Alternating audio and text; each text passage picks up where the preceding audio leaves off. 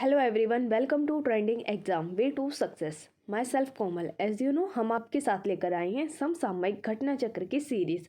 और इस सीरीज में हम पॉलिटी को chapter wise previous year questions के थ्रू कवर करेंगे। तो जैसा कि दोस्तों आप सभी जानते हैं, पॉलिटी की जो ये सीरीज़ हम लेकर आए हैं जिसमें हम प्रीवियस ईयर क्वेश्चंस को कवर कर रहे हैं। और इसमें हम 20 से 25 सालों के पॉलिटी के जितने भी क्वेश्चंस अलग अलग कॉम्पिटेटिव एग्जाम्स में पूछे गए हैं उनकी यहाँ पर हम कंबाइंड स्टडी कर रहे हैं। और घटना चक्र की इस बुक के माध्यम से हमने पॉलिटी के सभी चैप्टर्स को कंप्लीट कर लिया है। और ये लास्ट चैप्टर हमारा चल रहा है जिसमें हम प्रश्न विविधता यानी कि जो भी आपने प्रीवियस चैप्टर्स पढ़े हैं उनकी यहाँ पर कंबाइंड क्वेश्चंस आपको देखने को मिलेंगे, जिससे आपकी प्रैक्टिस को और भी ज़्यादा जो भी आपकी प्रैक्टिस है वो और भी ज़्यादा इफ़ेक्टिव होगी। तो चलिए दोस्तों, स्टार्ट करते हैं आज का हमारा वीडियो। इसके 20 क्वेश्चंस हम प्रीवियस वीडियो में कंप्लीट कर चुके हैं और आज हम स्टार्ट करेंगे क्वेश्चन नंबर 21 से। और यहाँ पर आपसे इस क्वेश्चन में पूछा गया है कि एमनेस्टी इंटरनेशनल जो कि एक ऑर्गेनाइजेशन है, संगठन है, वह किससे जुड़ा हुआ है। ऑप्शन ए महिलाओं के अधिकारों के संरक्षण से जुड़ा है। ऑप्शन बी मानव अधिकारों के संरक्षण से जुड़ा है। ऑप्शन सी अस्पृश्यता के उन्मूलन से जुड़ा है। और ऑप्शन डी उपयुक्त में से कोई भी नहीं। तो यहाँ पर आपका ऑप्शन बी करेक्ट है। जो एमनेस्टी इंटरनेशनल जो कि एक ऑर्गेनाइजेशन है जिसका हेडक्वार्टर लंदन में है, यह मानव अधिकारों के संरक्षण से जुड़ा हुआ है। तो ऑप्शन बी यहाँ पर आपका बिल्कुल करेक्ट है। आगे बढ़ते हैं क्वेश्चन नंबर 22 की। Question number 22, Doctors Without Borders Medecins Sans Frontieres, जो कि आपको समाचारों में देखने को मिलता है, जो प्राय समाचारों में आता रहता है। आपको बताना है कि ये क्या है। ऑप्शन ए एक विश्व स्वास्थ्य संगठन का एक प्रभाग है। ऑप्शन बी एक गैर सरकारी इंटरनेशनल ऑर्गेनाइजेशन है, अंतर्राष्ट्रीय संगठन है। ऑप्शन सी यूरोपीय संघ के द्वारा प्रायोजित एक अंतर सरकारी एजेंसी है। और ऑप्शन डी संयुक्त राष्ट्र की एक विशिष्ट एजेंसी है। तो यहाँ पर आपका ऑप्शन बी करेक्ट है। Doctors Without Borders Medecins Sans Frontieres ये एक गैर सरकारी अंतर्राष्ट्रीय संगठन है, नॉन गवर्नमेंट इंटरनेशनल ऑर्गेनाइजेशन है, ये एक इंटरनेशनल एनजीओ है। तो ऑप्शन बी यहाँ पर आपका बिल्कुल करेक्ट है। इसकी एक्सप्लेनेशन आगे देखते हैं। डॉक्टर्स विदाउट बॉर्डर्स एक मानवतावादी चिकित्सीय गैर सरकारी अंतर्राष्ट्रीय संगठन है और इसकी स्थापना दिसंबर 1971 में फ्रांस में की गई थी। और इसका जो हेडक्वार्टर है, मुख्यालय है, वह जेनेवा स्विट्जरलैंड में है। इस संस्था का उद्देश्य है जाति धर्म पंथ और राजनीतिक प्रतिबद्धता के बिना प्राकृतिक या फिर मानव निर्मित जो आपदाएं होती हैं और मानव निर्मित आपदाओं एवं सशस्त्र संघर्ष के पीड़ित होते हैं, इनकी सहायता करना। इस संस्था को 1999 में शांति का नोबेल पुरस्कार प्रदान किया गया था। इस पूरे एक्सप्लेनेशन में आपको ये बोला गया है कि डॉक्टर्स विदाउट बॉर्डर्स जो कि एक एनजीओ है, इंटरनेशनल एनजीओ है, और इसका हेडक्वार्टर जेनेवा स्विट्जरलैंड में स्थित है। जो भी व्यक्ति या फिर कोई समुदाय अगर जाति धर्म पंथ या फिर राजनीतिक प्रतिबद्धता और या फिर मानव निर्मित आपदाएं या फिर प्राकृतिक आपदाओं से अगर पीड़ित है, तो उस व्यक्ति की या समुदाय की सहायता करना इसका उद्देश्य है, इस संगठन का उद्देश्य है। और इस संगठन को नोबेल पुरस्कार, शांति नोबेल पुरस्कार दिया गया था 1999 में, 1999 में। क्वेश्चन नंबर 23, यहाँ पर आपसे ये पूछा गया है कि पूरे वर्ल्ड में विश्व के अंदर कितने ऐसे देश हैं जहाँ पर वोट देना अनिवार्य होता है, अनिवार्य मतदान की व्यवस्था लागू की गई है, ऐसे कितने देश हैं। ऑप्शन ए 32 हैं, ऑप्शन बी 25 हैं, ऑप्शन सी 24 हैं और ऑप्शन डी 22 हैं। तो पूरे वर्ल्ड के अंदर कितने ऐसे देश हैं जहाँ पर वोट करना अनिवार्य होता है, ये आपको बताना है। तो यहाँ पर आपका कोई भी ऑप्शन करेक्ट नहीं है, क्योंकि टोटल पूरे वर्ल्ड के अंदर 28 कंट्रीज़ ऐसी हैं जहाँ पर वोट देना अनिवार्य होता है। मार्च 2015 में एक रिपोर्ट पेश की गई थी विधि आयोग। इसकी विधि आयोग की 255वीं रिपोर्ट के अनुसार लगभग 28 देश ऐसे हैं जहां पर अनिवार्य मतदान व्यवस्था लागू की गई है। यानी कि 28 देश ऐसे हैं जिन्हें वोट करना अनिवार्य बनाया है। और यहाँ पर आपको उन कंट्रीज़ के नाम दिए गए हैं। तो ये देश हैं अर्जेंटीना है, ऑस्ट्रेलिया है, बेल्जियम है, बोलीविया है, ब्राज़ील है, कॉन्गो है, कोस्टारिका है, डोमिनिकन है, रिपब्लिक है, डोमिनिकन रिपब्लिक है, इक्वाडोर, मिस्र और ग्रीस। तो यहाँ पर कुछ कंट्रीज़ ऐसे हैं जिनके आपको नाम बताए गए हैं और टोटल इन कंट्रीज़ की जो नंबर है वो 28 है। क्वेश्चन नंबर 24, अमेरिकी राष्ट्रपति के निर्वाचन के लिए गठित निर्वाचक मंडल के सदस्य होते हैं। यहाँ पर आपको ये बताना है कि जो अमेरिका के प्रेसिडेंट होते हैं, राष्ट्रपति होते हैं, उन्हें इलेक्ट करने के लिए जो एक निर्वाचक मंडल बनाया जाता है, और ऐसा ही मंडल भारत में भी बनाया जाता है भारत के राष्ट्रपति को इलेक्ट करने के लिए। तो यहाँ पर आपसे पूछा गया है कि जो राष्ट्रपति को, अमेरिकी राष्ट्रपति के निर्वाचन के लिए जो निर्वाचक मंडल होता है उसमें कौन कौन सदस्य होते हैं। ऑप्शन ए, अमेरिकी कांग्रेस के सदस्य। जैसे भारत के अंदर पार्लियामेंट होती है वैसे ही अमेरिका के अंदर जो पार्लियामेंट होती है उसे कांग्रेस कहा जाता है। तो जैसे भारत के अंदर एक पार्लियामेंट है जिसमें 2 सदन हैं, लोकसभा और राज्यसभा, वैसे ही भारत अमेरिका के अंदर भी होती है लेकिन उसका नाम है कांग्रेस। तो यहाँ पर आपसे बोला गया है कि जो निर्वाचक मंडल होते हैं उसके सदस्य अमेरिका कांग्रेस के सदस्य होते हैं। ऑप्शन बी, प्रतिनिधि सभा के सदस्य होते हैं। ऑप्शन सी, सीनेट के सदस्य होते हैं। और ऑप्शन डी, इनमें से कोई भी नहीं। तो यहाँ पर आपका ऑप्शन डी बिल्कुल करेक्ट है, क्योंकि जो निर्वाचक मंडल होता है ना तो उसमें अमेरिकी कांग्रेस के सदस्य होते हैं, ना ही प्रतिनिधि सभा के सदस्य होते हैं और ना ही सीनेट के सदस्य। तो ऑप्शन डी यहाँ पर आपका बिल्कुल करेक्ट दिया गया है। आगे इसकी एक्सप्लेनेशन देखते हैं। अमेरिकी राष्ट्रपति सीधा जनता के द्वारा नहीं चुना जाता है। जो अमेरिका के राष्ट्रपति होते हैं उनका डायरेक्ट इलेक्शन नहीं होता है। इसके लिए एक इलेक्टोरल कॉलेज बनाई जाती है का प्रयोग किया जाता है। सभी इलेक्टर्स को मिलाकर इलेक्टोरल कॉलेज बनाया जाता है जिसका चुनाव प्रत्यक्ष रूप से देश की जनता के द्वारा होता है। तो जो ये इलेक्टोरल कॉलेज होता है ये डायरेक्ट जनता के द्वारा चुना जाता है और इसी इलेक्टोरल कॉलेज ही फिर राष्ट्रपति को चुनते हैं, अमेरिकी राष्ट्रपति को चुनते हैं। यही इलेक्टोरल राष्ट्रपति के उम्मीदवारों को वोट देकर चुनते हैं। वर्तमान में अमेरिकी राष्ट्रपति के लिए कुल इलेक्टोरल की जो संख्या थी वह 538 है। इलेक्टोरल वोटों इलेक्टर्स की संख्या हर राज्य में अलग अलग होती है। राज्य की जनसंख्या के हिसाब से इलेक्टोरल वोटों इलेक्टर्स का कोटा होता है।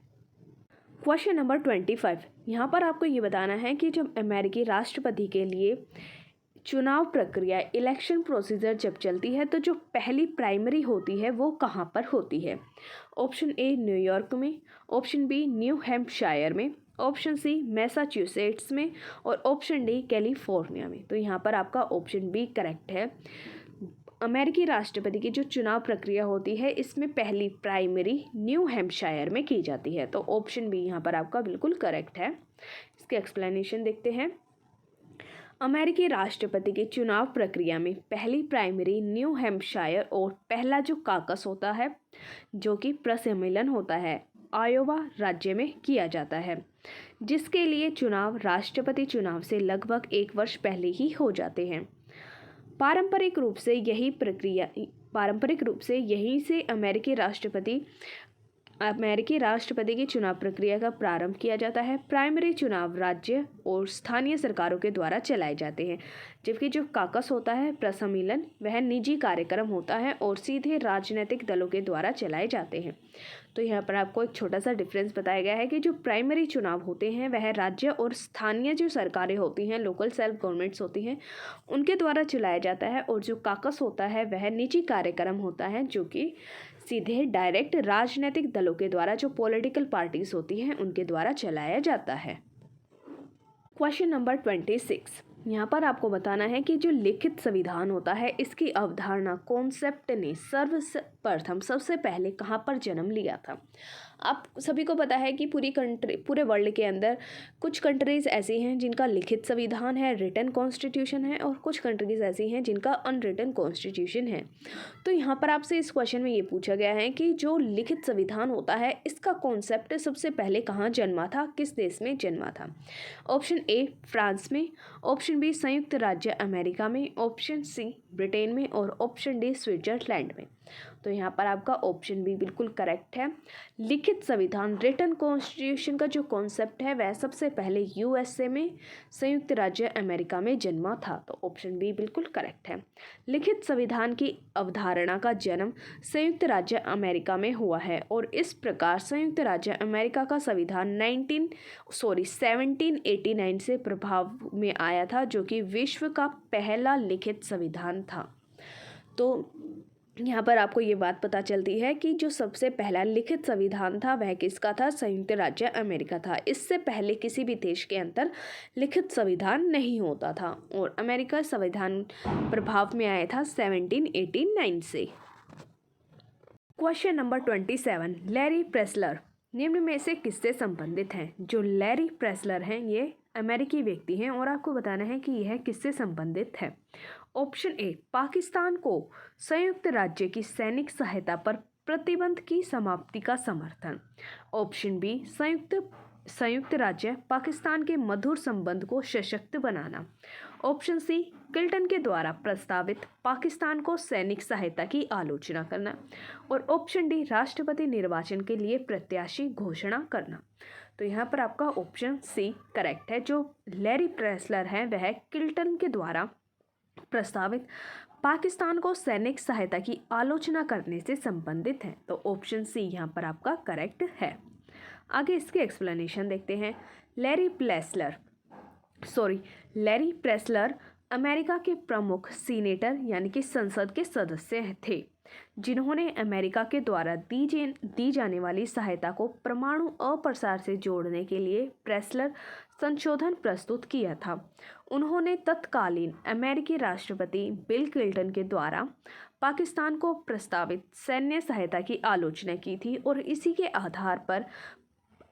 आधार पर की थी कि पाकिस्तान परमाणु विकास एवं प्रसार में संलग्न है। जो लैरी प्रेसलर हैं इन्होंने क्लिंटन के द्वारा पाकिस्तान को जो सहायता प्रदान की जानी थी इसकी आलोचना की थी और इनकी आलोचना का जो आधार था वो ये था कि इनका मानना था कि जो पाकिस्तान है वह परमाणु का विकास करता है और उस परमाणु से संबंधित कार्यों में संलग्न रहता है, शामिल रहता है। क्वेश्चन नंबर 28 यहाँ पर आपको मैच करने के लिए दिया गया है। आपको बताना है कि इनका संबंध इनमें से किस किस से है। ए, प्रेसलर संशोधन, इसका संबंध अमेरिकी सहायता को आणविक क्षमता के विकास से जोड़ना है। फिर ऑप्शन बी में आपको दिया गया है चकमा शरणार्थी, ये बांग्लादेश से हैं और पेरेस्ट्रोइका ये गोर्बाचोव। और ऑप्शन डी में दिया गया है 13 सितंबर 1993 इसराइल PLO समझौता है। तो यहाँ पर आपको पूरा मैच करके बता दिया गया है कि कौन किससे रिलेटेड है। तो यहाँ पर आपका ऑप्शन बी करेक्ट है। जो प्रेसलर संशोधन है वह अमेरिकी सहायता को आणविक क्षमता के विकास से जोड़ना है। चकमा शरणार्थी बांग्लादेश, पेरेस्ट्रोइका गोर्बाचोव और 13 सितंबर 1993 को PLO समझौता हुआ था इसराइल में। तो ऑप्शन बी यहाँ पर आपका करेक्ट है। इसके एक्सप्लेनेशन देखेंगे, यहाँ पर आपको डिटेल में बताया गया है। प्रेसलर संशोधन के द्वारा अमेरिकी सहायता को एक प्रेसलर संशोधन हुआ था, इसके द्वारा अमेरिकी सहायता को आणविक क्षमता के विकास से जोड़ा गया था। जो चकमा शरणार्थी होते हैं वह भारत में बांग्लादेशी शरणार्थी हैं, मतलब कि जो चकमा शरणार्थी हैं ये भारत के अंदर रहते हैं और ये बांग्लादेश से आए हैं। पेरेस्ट्रोइका पूर्व सोवियत संघ के अंतिम राष्ट्रपति मिखाइल गोर्बाचोव की राजनीतिक एवं आर्थिक पुनर्गठन की नीति है। जो पेरेस्ट्रोइका है वह जो पहले सोवियत संघ था जिसका विघटन हो चुका है, उनके अंतिम जो राष्ट्रपति थे मिखाइल गोर्बाचोव, इनकी राजनीतिक और आर्थिक पुनर्गठन की एक नीति थी। इसके बाद यहाँ पर आपको एक डेट दी गई है 13 सितंबर 1993। इस डेट को इसराइल और फिलिस्तीन लिबरेशन ऑफ ऑर्गेनाइजेशन PLO के बीच में एक समझौता हुआ था। 13 सितंबर 1993 को इसराइल और फिलिस्तीन के बीच में समझौता हुआ था और इसका नाम है liberation organization PLO। Question number 28 यहाँ पर आपसे पूछा गया है कि एशिया की धुरी पिवट ऑफ एशिया एक विदेश रणनीति है। तो आपको बताना है कि ये किस देश की रणनीति है। ऑप्शन ए भारत की है, ऑप्शन बी जापान की है, ऑप्शन सी चीन की है और ऑप्शन डी USA की है। तो यहाँ पर आपका ऑप्शन डी बिल्कुल करेक्ट है, USA की। जो एशिया की धुरी पिवट ऑफ एशिया है वह विदेश नीति है USA की। तो ऑप्शन डी यहाँ पर आपका करेक्ट है। आगे इसके एक्सप्लेनेशन देखेंगे। अमेरिका की पारंपरिक विदेश नीति यूरोप और मध्य एशिया पर केंद्रित रही है। जो अमेरिका की पारंपरिक विदेश नीति है वह यूरोप और मध्य एशिया पर ही केंद्रित रही है, परंतु सोवियत संघ के पतन, वैश्वीकरण के प्रभाव और पहुंच एवं दायरे की वृद्धि, चीन के समेत एशियाई देशों के आर्थिक उत्थान ने वैश्विक शक्ति संतुलन में धीरे धीरे बदलाव लाना शुरू कर दिया है और उसी के परिणाम स्वरूप वैश्विक स्तर पर अपनी वर्चस्व वाली स्थिति को सुरक्षित रखने के लिए अमेरिकी हितों को पुनः समायोजित करने के लिए एक अमेरिकी विदेश नीति अपनाई गई है। अमेरिकी विदेश नीति में एशिया की भूमिका महत्वपूर्ण होती जा रही है। इस बात की स्पष्ट अभिव्यक्ति अमेरिका के तत्कालीन ओबामा प्रशासन एशिया को धुरी बनाने की नीति पिवोट ऑफ एशिया में दिखाई देती है। यह नीति एशिया महाद्वीप के पश्चिमी किनारे से लेकर भारतीय उपमहाद्वीप तक प्रशांत एवं हिंद दोनों महासागरों के दायरे में विस्तृत है। जो ये पिवट ऑफ एशिया है, यह नीति एशिया महाद्वीप के पश्चिमी किनारे से लेकर भारतीय उपमहाद्वीप तक प्रशांत एवं हिंद दोनों महासागरों के दायरे में विस्तृत एशिया प्रशांत क्षेत्र पर केंद्रित है। जो पिवट ऑफ एशिया है वह एशिया और प्रशांत दोनों क्षेत्रों पर केंद्रित रही है। इस पूरे एक्सप्लेनेशन में आपको ये बताया गया है कि जो पिवट ऑफ एशिया है यह अमेरिका की एक रणनीति है जो कि एशिया के अगेंस्ट बनाई गई है और यह एशिया प्रशांत क्षेत्रों तक केंद्रित है, यानी कि जो इसके सेंट्रल एरिया हैं वह एशिया और प्रशांत क्षेत्र हैं।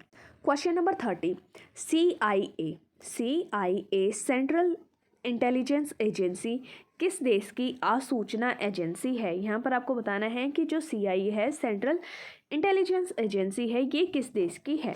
ऑप्शन ए रूस की है, ऑप्शन बी इंग्लैंड की है, ऑप्शन सी भारत की है और ऑप्शन डी USA की है।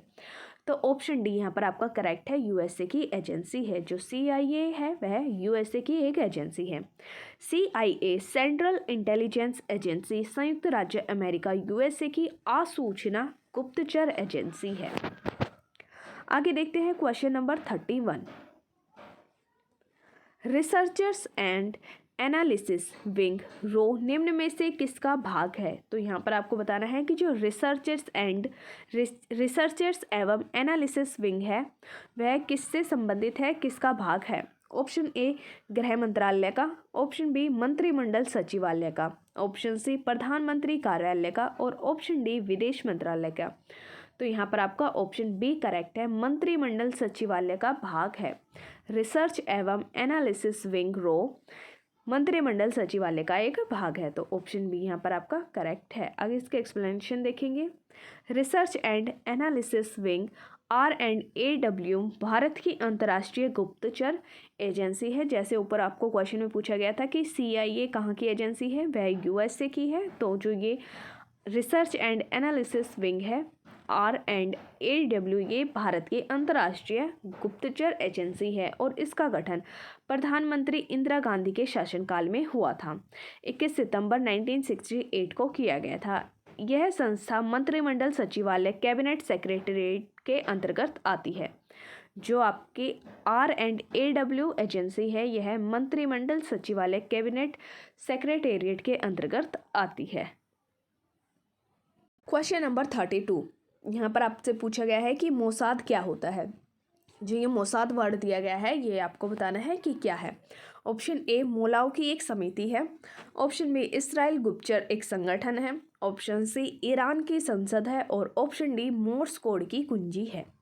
तो यहाँ पर आपका ऑप्शन बी करेक्ट है। मोसाद एक एजेंसी है, एक इंटेलिजेंट एजेंसी है जो कि इसराइल की है। तो मोसाद इसराइल गुप्तचर संगठन है। ऑप्शन बी यहाँ पर आपका करेक्ट है। मोसाद इसराइल का सरकारी गुप्तचर संगठन है। जैसे ऊपर क्वेश्चन में आपको ये बताया गया था कि जो CIA है वह USA की इंटेलिजेंट एजेंसी है और जो आपकी R&AW एजेंसी है वह इंडिया की गुप्तचर एजेंसी है। इसी प्रकार मोसाद इसराइल की सरकारी गुप्तचर संगठन है। क्वेश्चन नंबर 33, आईएसआई का पूरा नाम क्या है? यहाँ पर आपको आईएसआई का पूरा नाम बताना है। Option A inter services intelligence है, option B inter state intelligence है। तो यहाँ पर आपका ऑप्शन ए ही करेक्ट है। आईएसआई का जो पूरा नाम है वो है inter services intelligence. Option C India security international और ऑप्शन डी उपरोक्त में से कोई भी नहीं। तो पीछे मैंने आपको बता दिया है कि ऑप्शन ए आपका करेक्ट है। आईएसआई की जो फुल फॉर्म है वो है इंटर सर्विस इंटेलिजेंस और यह पाकिस्तान की एक इंटेलिजेंट एजेंसी है, गुप्तचर संस्था है। आगे बढ़ते हैं क्वेश्चन नंबर 34 की तरफ। फोर्थ एस्टेट या फिर चतुर्थ स्तंभ ये क्या है? ऑप्शन ए एक क्रिकेट टीम का 12वां खिलाड़ी है, ऑप्शन बी सड़क, रेल और हवाई जहाज के अतिरिक्त यातायात का एक साधन है, ऑप्शन सी कृषि क्षेत्र की बड़ी सहकारिता एक संस्था है और ऑप्शन डी प्रेस है। तो ऑप्शन डी आपका बिल्कुल करेक्ट है। जो फोर्थ एस्टेट है, चतुर्थ स्तंभ है, वह प्रेस है। ऑप्शन डी यहाँ पर आपका करेक्ट है। प्रेस मीडिया राष्ट्र निर्माण में अपनी महत्वपूर्ण भूमिका निभाता है, अतः इसे लोकतंत्र के चतुर्थ स्तंभ फोर्थ स्टेट की संज्ञा दी जाती है। जो आपका लोकतंत्र है, डेमोक्रेसी है, इसके 4 स्तंभ बताए गए हैं, जिसमें जो 4th नंबर पर आता है वो है आपका मीडिया प्रेस। तो इसीलिए जो फोर्थ एस्टेट है, चतुर्थ स्तंभ है, वह आपका प्रेस है, मीडिया है। लोकतंत्र के जो 4 स्तंभ होते हैं उनमें से चौथे नंबर पर, 4th नंबर पर प्रेस मीडिया आता है।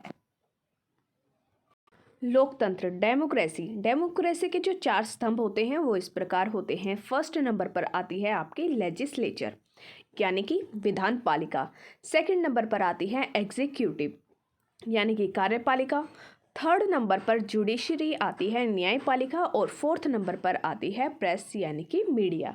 तो यहाँ पर आपसे क्वेश्चन में चौथा स्तंभ पूछा गया था जो कि आपका प्रेस है।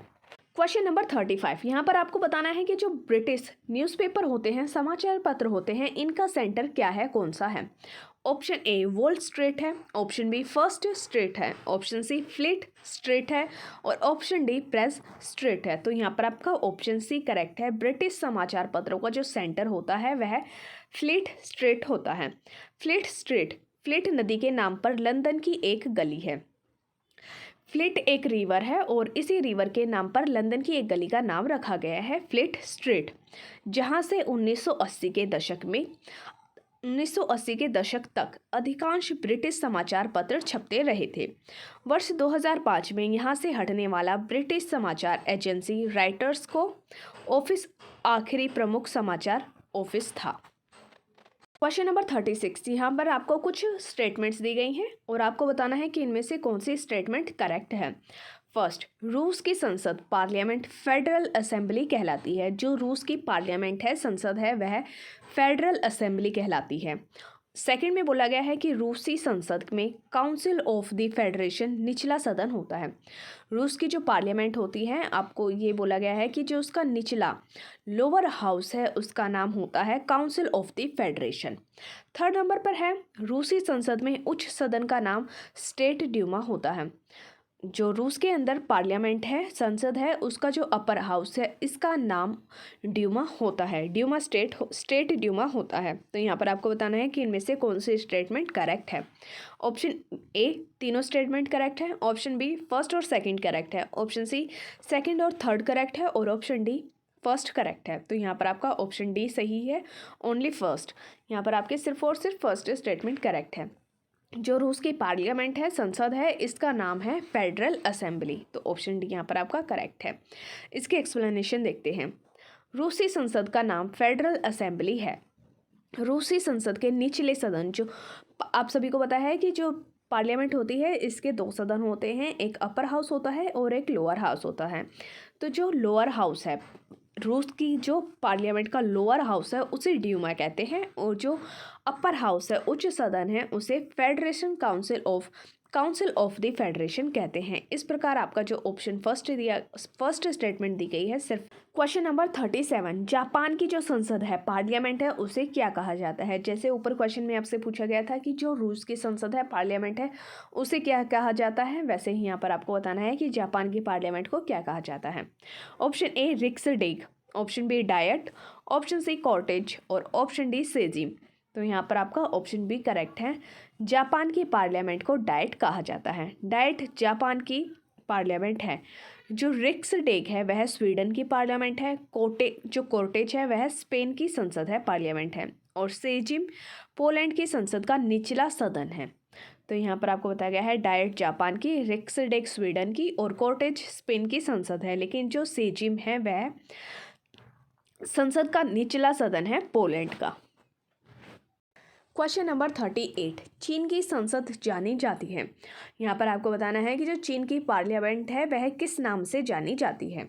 Option A national assembly, option B national people's congress, option C the national parliament of चीन, option D the house of democracy of चीन। तो यहाँ पर आपका ऑप्शन बी करेक्ट है, नेशनल पीपल्स कांग्रेस।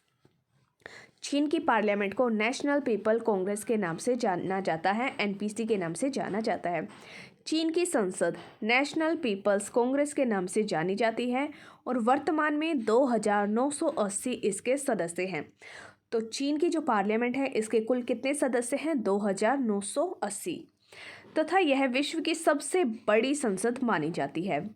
पूरे वर्ल्ड के अंदर पार्लियामेंट के अंदर जो भी सदस्य हैं उनमें सबसे ज़्यादा सदस्य किस देश में हैं? चीन के अंदर हैं, 2980। परंतु वास्तव में यह लगभग रबर स्टैंप विधायिका है जो कि सामान्यतः चीन की कम्युनिस्ट पार्टी के निर्णयों पर मुहर लगाती है। यहाँ पर क्या बोला गया है कि जो चीन की संसद है, नेशनल पीपल कांग्रेस है, वह सिर्फ और सिर्फ एक स्टैंप विधायिका है, रबर स्टैंप विधायिका है, क्योंकि जो सभी डिसीजन हैं वह चीन की कम्युनिस्ट पार्टी के द्वारा लिए जाते हैं और इसी पार्टी के जो निर्णय होते हैं उन पर सिर्फ स्टैंप लगाती है चीन की संसद, national people Congress. Question number 39 में आपसे पूछा गया है कि किस देश के जो राजनीतिक नेतृत्व होता है इसे प्रिंसलिंग के नाम से जाना जाता है। ऑप्शन ए जापान के, ऑप्शन बी थाईलैंड के, ऑप्शन सी चीन के और ऑप्शन डी बेल्जियम के। तो यहाँ पर आपका ऑप्शन सी करेक्ट है। चीन के राजनीतिक नेतृत्व को प्रिंसलिंग के नाम से जाना जाता है। चीन के राजनीतिक नेतृत्व को प्रिंसलिंग के नाम से जाना जाता है। ऑप्शन सी यहाँ पर आपका करेक्ट है। आगे बढ़ते हैं क्वेश्चन नंबर 40 की तरफ। तास कहाँ की समाचार एजेंसी है? यहाँ पर आपको बताना है कि जो तास है वह किस देश की समाचार एजेंसी है। ऑप्शन ए जर्मनी की, ऑप्शन बी फ्रांस की, ऑप्शन सी रूस की और ऑप्शन डी ईरान की। तो आपका ऑप्शन सी करेक्ट है। तास रूस की एक समाचार एजेंसी है। तास TASS पूर्व सोवियत संघ रूस की एक समाचार एजेंसी है। सोवियत संघ के विघटन के बाद इसे 1992 में इंफॉर्मेशन टेलीग्राफ एजेंसी ऑफ रूस ITARTASS में समाहित कर दिया गया था। उल्लेखनीय है कि वर्ष 2014 के अंदर पुनः इसका नाम ताश कर दिया गया है। तो यहाँ पर आपको बताया गया है कि जो तास है वह रूस की एक समाचार एजेंसी है और इसे रूस का जब विघटन हो गया था तो उसके बाद 1992 में इंफॉर्मेशन टेलीग्राफ एजेंसी ऑफ रूस ITAR इसका नाम था, जिसे ताश कहते हैं, और 2014 में फिर से इसका नाम बदलकर तास कर दिया गया है। क्वेश्चन नंबर 41, चीन की समाचार एजेंसी का नाम क्या है? यहाँ पर आपको बताना है कि चीन की समाचार एजेंसी क्या है। Option A China news, option B China Times, option C new China new agency और option D new China report. तो जो चीन की समाचार एजेंसी है इसे न्यू चाइना न्यूज़ एजेंसी के नाम से जाना जाता है। ऑप्शन सी यहाँ पर आपका करेक्ट है। शिन्हुआ समाचार एजेंसी, शिन्हुआ न्यूज़ एजेंसी या फिर new China new news agency चीन की एक समाचार एजेंसी है। तो ऑप्शन सी यहाँ पर आपका करेक्ट है। आगे बढ़ते हैं क्वेश्चन नंबर 42 की तरफ। डॉन किस देश का समाचार पत्र है? यहाँ पर आपको बताना है कि जो डॉन है वह किस देश का न्यूज़पेपर है। ऑप्शन ए चीन का, ऑप्शन बी USA का, ऑप्शन सी UK का और ऑप्शन डी पाकिस्तान का। तो ऑप्शन डी यहाँ पर आपका करेक्ट है। डॉन पाकिस्तान का एक न्यूज़पेपर है। ऑप्शन डी करेक्ट है। डॉन DAWN पाकिस्तान का प्रमुख समाचार पत्र है। आगे देखते हैं क्वेश्चन नंबर 43। किस देश की सरकारी रिपोर्ट को येलो बुक कहा जाता है? यहाँ पर आपको बताना है कि कौन सी ऐसी कंट्री है जिसमें जो सरकारी रिपोर्ट होती हैं उसे येलो बुक कहा जाता है, येलो बुक कहा जाता है। Option A France, option B Britain, option C Italy और ऑप्शन डी जर्मनी। तो यहाँ पर आपका option B correct, option A आपका करेक्ट है, फ्रांस। फ्रांस की जो सरकारी रिपोर्ट होती है उसे येलो बुक कहा जाता है। फ्रांस सरकार का सरकारी रिपोर्ट या फिर कूटनीतिज्ञ जो दस्तावेज होते हैं उन्हें येलो बुक कहा जाता है। ऑप्शन ए यहाँ पर आपका करेक्ट है। क्वेश्चन नंबर 44, निम्नलिखित कथनों पर विचार कीजिए। यहाँ पर आपको 2 स्टेटमेंट दी गई हैं और आपको बताना है कि इनमें से कौन सी करेक्ट है। फर्स्ट, राष्ट्रमंडल का कोई चार्टर, संधि या फिर संविधान नहीं होता है। जो राष्ट्रमंडल है उसका ना तो कोई चार्टर होता है, ना कोई संधि होती है और ना ही कोई संविधान होता है। सेकंड स्टेटमेंट में आपको बताया गया है कि सभी राज्य, क्षेत्र, देश जो किसी समय ब्रिटिश साम्राज्य के क्षेत्राधिकार, शासन और अधिदेश के अधीन में थे, स्वतः राष्ट्रमंडल के सदस्य बन गए। यहाँ पर आपको सेकंड स्टेटमेंट में क्या बोला गया है कि जो सभी राज्य या फिर क्षेत्र जो कि ब्रिटिश साम्राज्य के अंडर में थे वह अपने आप ही राष्ट्रमंडल के सदस्य बन गए हैं बिना उसकी सदस्यता लिए। तो यहाँ पर आपको बताना है कि इनमें से कौन सी स्टेटमेंट आपकी करेक्ट है। Option A only first, option B only second, option C first और सेकंड दोनों और ऑप्शन डी दोनों में से कोई भी नहीं। तो यहाँ पर आपका ऑप्शन ए करेक्ट है। यहाँ पर सिर्फ और सिर्फ आपकी फर्स्ट स्टेटमेंट करेक्ट है। जो राष्ट्रमंडल होता है ना तो इसका कोई चार्टर है, ना इसकी कोई संधि है और ना ही इसका कोई संविधान है, और जो सेकंड स्टेटमेंट आपको दी गई है वो आपकी इनकरेक्ट है। तो ऑप्शन ए बिल्कुल यहाँ पर आपका करेक्ट है। आगे इसके एक्सप्लेनेशन देखते हैं। राष्ट्रमंडल का अभी तक ना तो कोई अपना चार्टर है, ना संधि है और ना ही संविधान है। हालांकि इसके प्रयास किए जा रहे हैं, यानी कि चार्टर, संधि और संविधान बनाने के लिए प्रयास किए जा रहे हैं। सभी राज्य, क्षेत्र, देश जो किसी समय ब्रिटिश साम्राज्य के क्षेत्राधिकार, शासन और अधिदेश के अधीन में थे, स्वतः राष्ट्रमंडल के सदस्य नहीं बन गए हैं, बल्कि इसकी घोषणा उस देश को करनी होती है जो उसमें सम्मिलित होना चाहता है। तो यहाँ पर ये क्या बोला गया है कि जो राष्ट्रमंडल है, अगर किसी देश को उसका सदस्य बनना है तो इसकी सदस्यता की जो घोषणा है वह उस देश के द्वारा स्वयं की जाती है। ब्रिटिश साम्राज्य के क्षेत्राधिकार, शासन, अधिदेश वाले कई देश थे, जैसे कि बर्मा, अदन, मिस्र, इराक, कुवैत, यूएई और आदि। स्वतंत्र होने पर राष्ट्रमंडल के सदस्य नहीं बने हैं, अतः पहला कथन सही है और दूसरा गलत है। तो यहाँ पर आपको क्या बोला गया है कि जो भी राष्ट्र ब्रिटिश साम्राज्य के अधीन में थे वह अपने आप ही राष्ट्रमंडल के सदस्य नहीं बनते हैं, बल्कि वह अपनी मर्जी से उसकी सदस्यता को लेते हैं। तो ये कुछ देशों के नाम यहाँ पर आपको बताए गए हैं, जैसे कि बर्मा है, अदन है, मिस्र है, इराक है, कुवैत है और यूएई है। ये कुछ ऐसी कंट्रीज़ हैं जो ब्रिटिश साम्राज्य के अधीन थी, लेकिन इन्होंने स्वतंत्र होने के बाद भी राष्ट्रमंडल की सदस्यता को ग्रहण नहीं किया है। क्वेश्चन नंबर 45, स्वेच्छा से किया गया समझौता स्वेच्छा से समाप्त भी किया जा सकता है। पंडित नेहरू का उपरोक्त कथन निम्नलिखित में से किसे इंगित करता है? यहाँ पर आपको ये बोला गया है कि पंडित नेहरू के द्वारा एक स्टेटमेंट दी गई थी और जिसमें बोला गया है कि स्वेच्छा से, अपनी मर्जी से अगर कोई समझौता किया गया है तो इस समझौते को अपनी मर्जी से समाप्त भी किया जा सकता है। ये स्टेटमेंट पंडित जवाहरलाल नेहरू ने किसे इंगित करते हुए, किसकी ओर इशारा करते हुए दिया था? ऑप्शन ए भारत का राष्ट्रमंडल से जुड़ाव, ऑप्शन बी पंचशील का समझौता, ऑप्शन सी शिमला का समझौता और ऑप्शन डी उपरोक्त में से कोई भी नहीं। तो यहाँ पर आपका ऑप्शन ए करेक्ट है।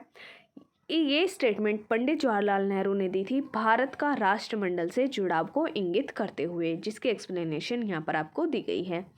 ब्रिटिश साम्राज्य से स्वतंत्र होने के बाद, आप सभी को पता है कि भारत भी ब्रिटिश साम्राज्य के अधीन था, तो वहाँ से स्वतंत्र होने के बाद भारत ने ब्रिटिश राजमंडल में बने रहने का निर्णय किया था, किंतु अपनी संप्रभुता को अक्षुण्ण बनाए रखने के लिए पंडित नेहरू ने कहा था कि यह स्वेच्छा से किया गया समझौता है और इसे स्वेच्छा से समाप्त भी किया जा सकता है। तो ऊपर जो क्वेश्चन आपसे पूछा गया था उसमें मैंने आपको कुछ ऐसे नाम बताए थे जो कि ब्रिटिश साम्राज्य के अधीन थे, लेकिन उन्होंने स्वतंत्र होने के बाद राष्ट्रमंडल की सदस्यता नहीं ली थी। लेकिन भारत एक ऐसी कंट्री है जिसने ब्रिटिश साम्राज्य से स्वतंत्र होने के बाद में राष्ट्रमंडल की सदस्यता ली थी। लेकिन राष्ट्रमंडल की सदस्यता लेते टाइम पंडित जवाहरलाल नेहरू ने कहा था कि भारत अपनी मर्जी से इस राष्ट्रमंडल का सदस्य बनेगा और अपनी मर्जी से इसकी सदस्यता को छोड़ भी सकता है। तो यहाँ पर भारत के अंदर जो पंडित जवाहरलाल नेहरू हैं, इन्होंने अपने राष्ट्र की संप्रभुता को अक्षुण्ण बनाए रखने के लिए ये स्टेटमेंट दी थी।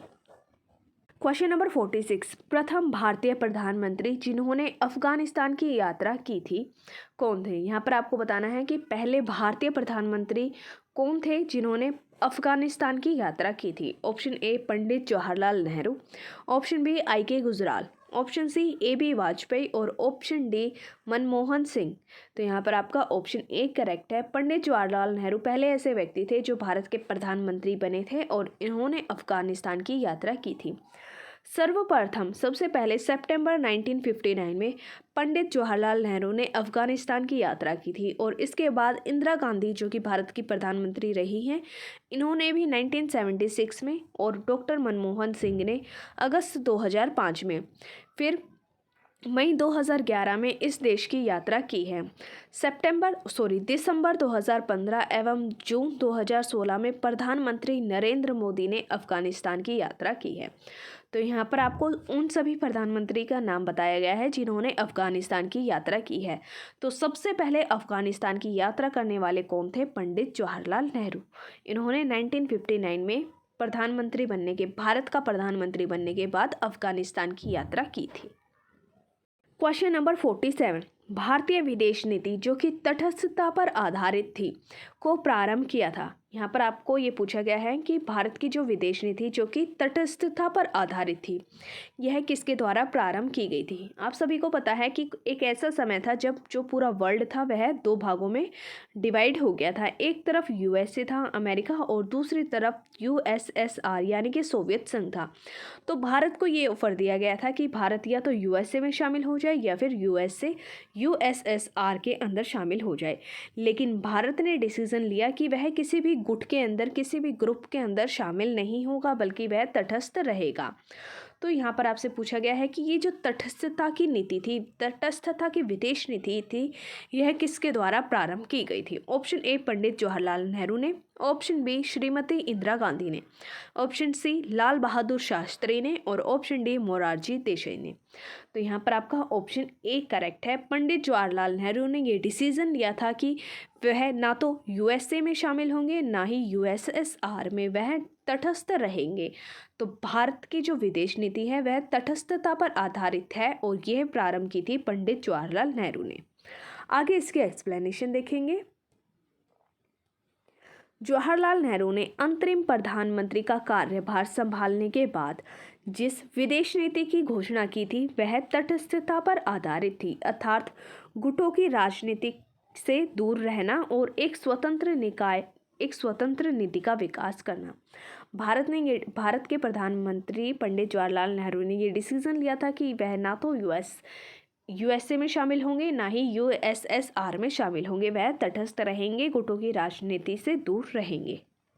क्वेश्चन नंबर 48, निम्नलिखित में से कौन सा एक पंचशील का सिद्धांत नहीं है?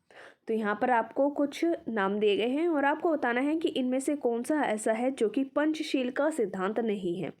ऑप्शन ए गुट निरपेक्षता, ऑप्शन बी शांतिपूर्ण सह अस्तित्व, ऑप्शन सी एक दूसरे की भूभागीय अखंडता और प्रभुता का पारस्परिक सम्मान करना, ऑप्शन डी एक दूसरे के आंतरिक मामलों में पारस्परिक हस्तक्षेप करना, इंटरफेयर नहीं करना। तो यहाँ पर आपका ऑप्शन ए करेक्ट है, गुट निरपेक्षता। जो बाकी आपको 4 दिए गए हैं जैसे कि शांतिपूर्ण सह अस्तित्व, एक दूसरे के भूभागीय अखंडता और प्रभुता का पारस्परिक सम्मान करना और एक दूसरे के आंतरिक मामलों इंटरनल मैटर्स के अंदर हस्तक्षेप रखना, ये सभी आपके पंचशील के सिद्धांत है, लेकिन गुट निरपेक्षता पंचशील का आधार नहीं है। ऑप्शन ए यहाँ पर आपका करेक्ट है। इसके एक्सप्लेनेशन देखते हैं। पंचशील का अर्थ होता है व्यवहार या फिर आचरण के 5 नियम। पंचशील के 5 सिद्धांत है, जिसमें फर्स्ट नंबर पर है एक दूसरे के भू क्षेत्रीय अखंडता और प्रभुसत्ता का पारस्परिक सम्मान करना, अनाक्रमण करना, एक दूसरे के आंतरिक मामलों में हस्तक्षेप नहीं करना। फोर्थ नंबर पर है परस्पर लाभ और समानता रखना।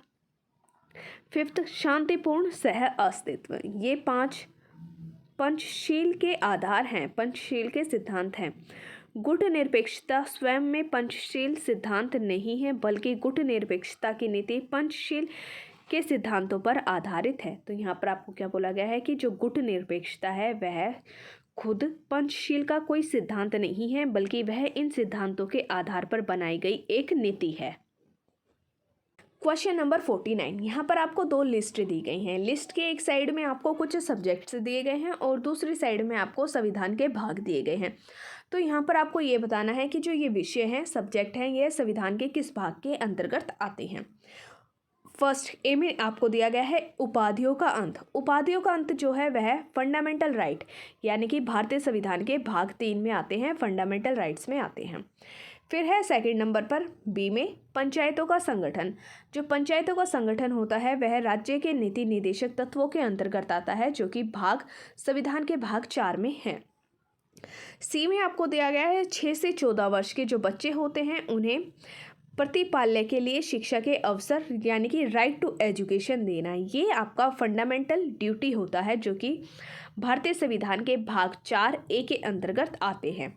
फिर डी में आपको दिया गया है इंडिया अर्थात भारत जो है वह राज्यों का संघ होगा। जो भारत एक देश है वह सभी राज्यों को मिलाकर बनाया जाएगा, राज्यों का संघ होगा, स्टेट्स यूनियन ऑफ स्टेट्स होगा। तो ये आपको दिया गया है सेकंड, संघ और उसका राज्य क्षेत्र यानी कि भारतीय संविधान के भाग 1 के अंतर्गत। तो यहाँ पर आपको करेक्टली मैच करके बताया गया है। आगे देखते हैं यहाँ पर आपका कौन सा ऑप्शन करेक्ट है। यहाँ पर आपका ऑप्शन बी करेक्ट है। इसके एक्सप्लेनेशन देखेंगे। ये लिस्ट में आपको एक साइड विषय सब्जेक्ट दिए गए हैं और दूसरी साइड भाग दिए गए हैं। यहाँ पर आपको करेक्टली मैच बताया गया है। उपाधियों का अंत फंडामेंटल राइट्स में आता है। ग्राम पंचायतों का संगठन राज्य के नीति निदेशक तत्वों के अंतर्गत आता है। 6 से 14 साल के जो बच्चे होते हैं उन्हें राइट टू एजुकेशन दिया जाना चाहिए, मौलिक कर्तव्य है।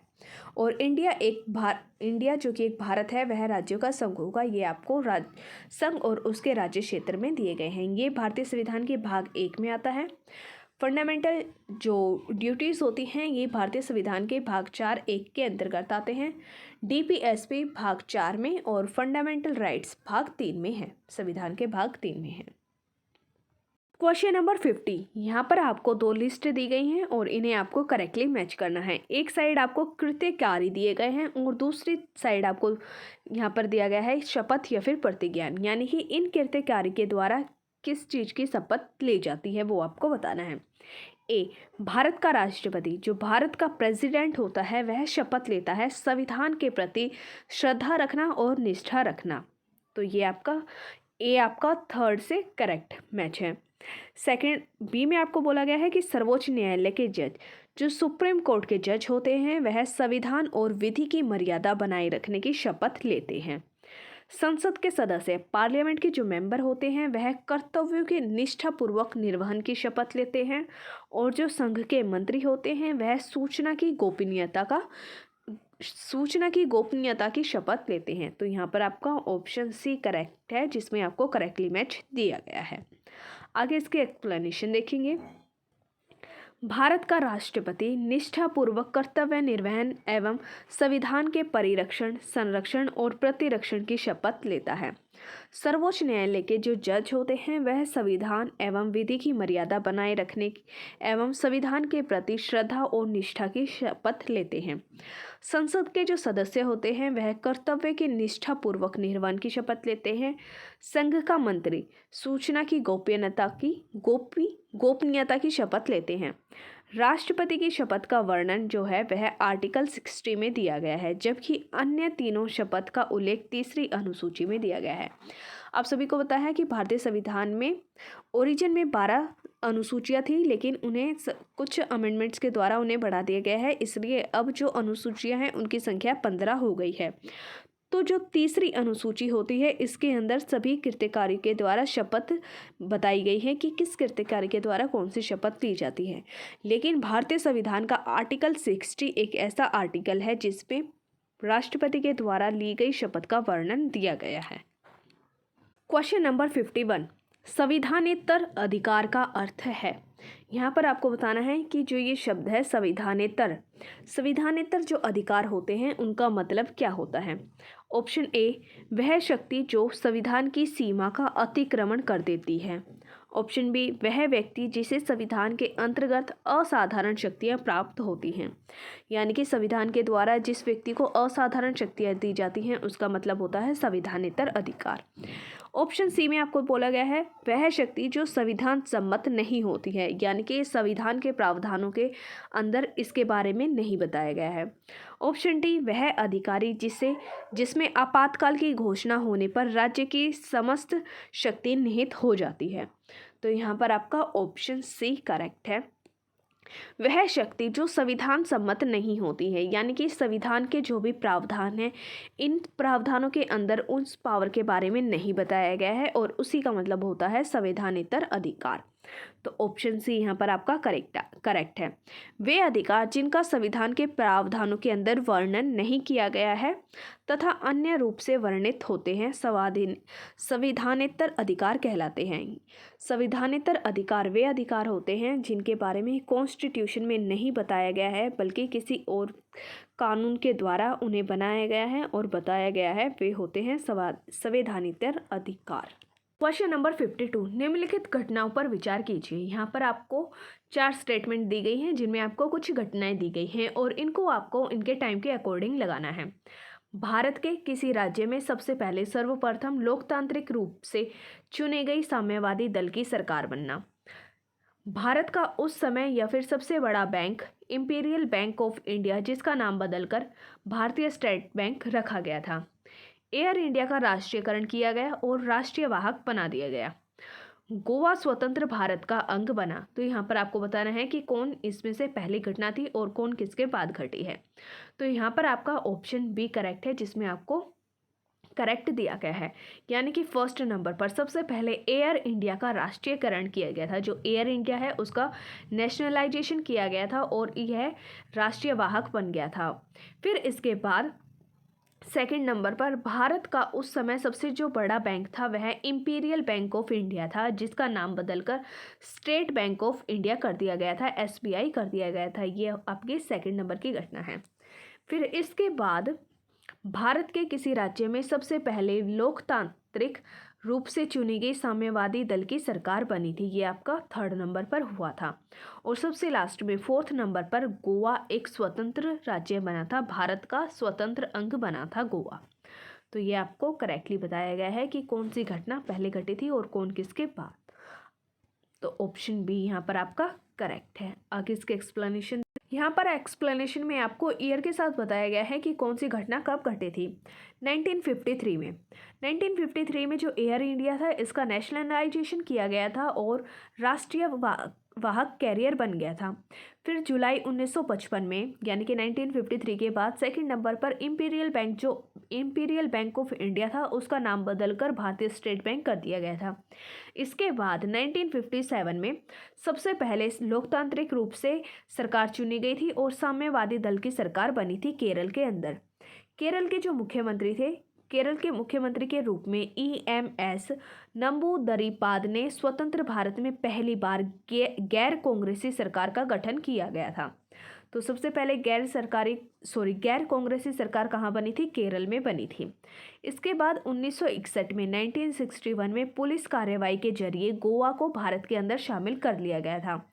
12वें संविधान संशोधन अधिनियम जो कि 1962 में हुआ था, इसके द्वारा गोवा को संघ शासित यूनियन टेरिटरी के रूप में स्थापित किया गया था। फिर 1987 में गोवा को पूर्ण राज्य का दर्जा दिया गया था।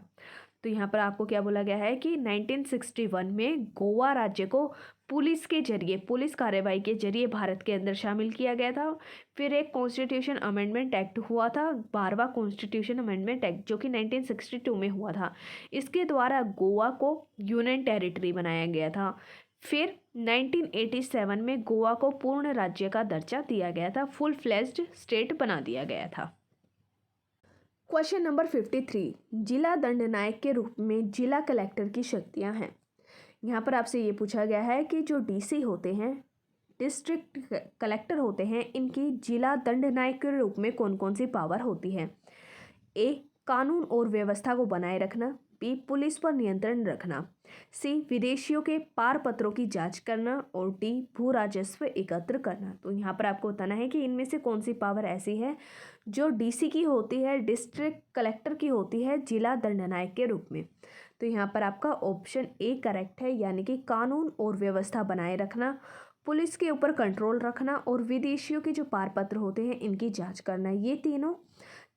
ये तीनों पावर दी जाती हैं डिस्ट्रिक्ट को एज ए जिला दंडनायक के रूप में। तो ऑप्शन सी यहाँ पर आपका करेक्ट है। आगे इसके एक्सप्लेनेशन देखेंगे।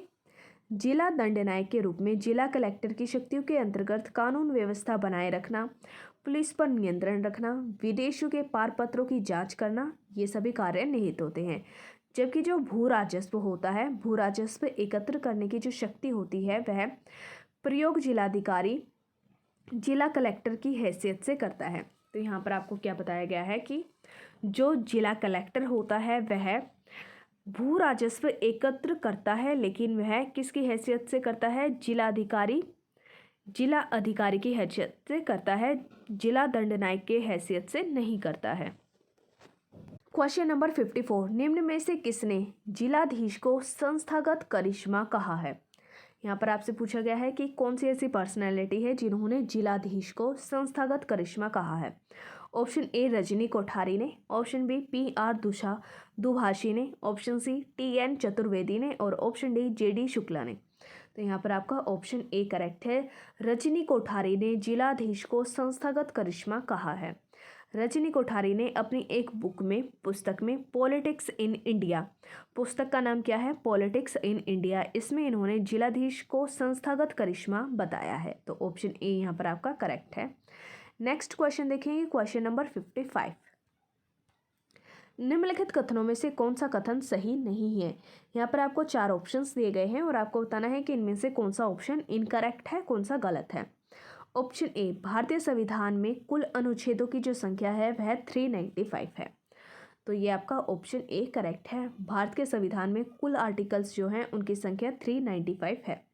ऑप्शन बी, वित्त आयोग का गठन भारतीय संविधान के आर्टिकल 280 के अंतर्गत किया गया है। तो ऑप्शन बी भी यहाँ पर आपका करेक्ट है।